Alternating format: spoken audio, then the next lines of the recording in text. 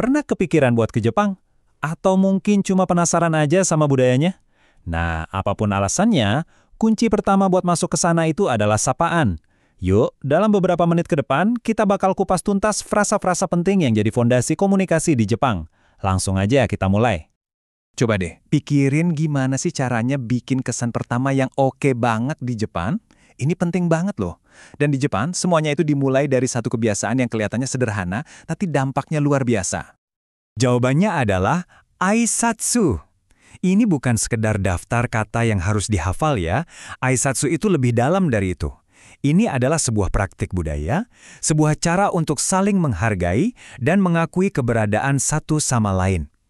Kalau kamu paham aisatsu, kamu udah pegang kunci pertama buat benar-benar nyambung sama orang di sana. Oke, siap? Sekarang, yuk kita coba jalan-jalan seharian di Jepang.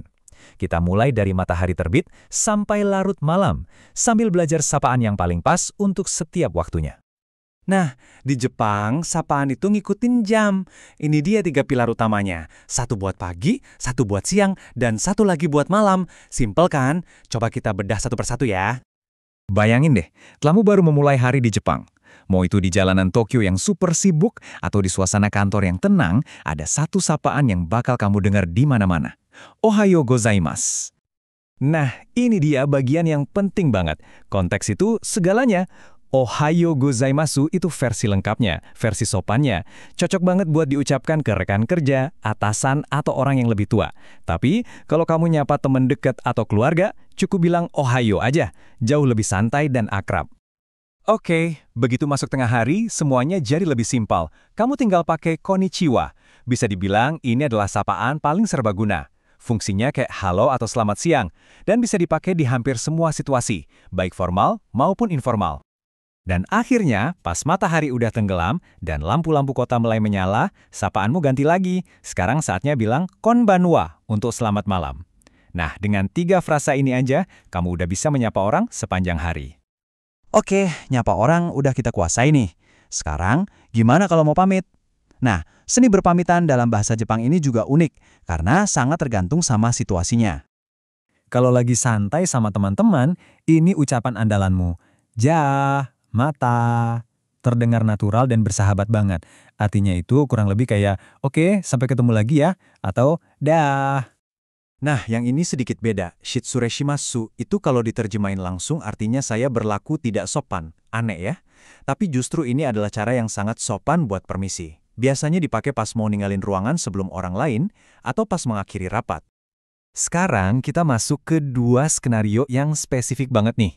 Gimana caranya pamit pas pulang dari kantor, dan gimana cara ngucapin selamat tidur. Ini pertanyaan yang bagus banget karena budaya kerja di Jepang punya etiketnya sendiri. Bahkan untuk hal sesimpel pamit pulang. Ada semacam dialog khusus yang perlu kamu tahu. Jadi, alurnya begini. Pas kamu mau pulang, kamu bilang, "Osaki ni shitsureshimasu." Yang intinya adalah, permisi ya, saya pulang duluan.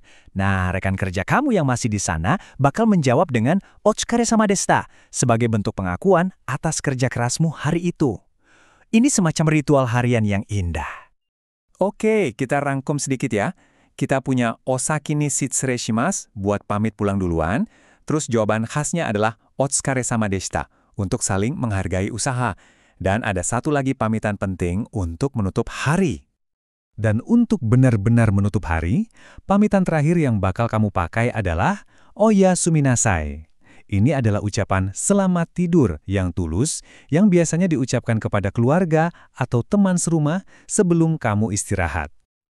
Jadi, apa sih intinya dari semua ini? Kita udah lihat gimana sapaan-sapaan yang kelihatannya sederhana ini ternyata bisa jadi alat yang kuat banget untuk menunjukkan rasa hormat dan yang paling penting untuk membangun hubungan.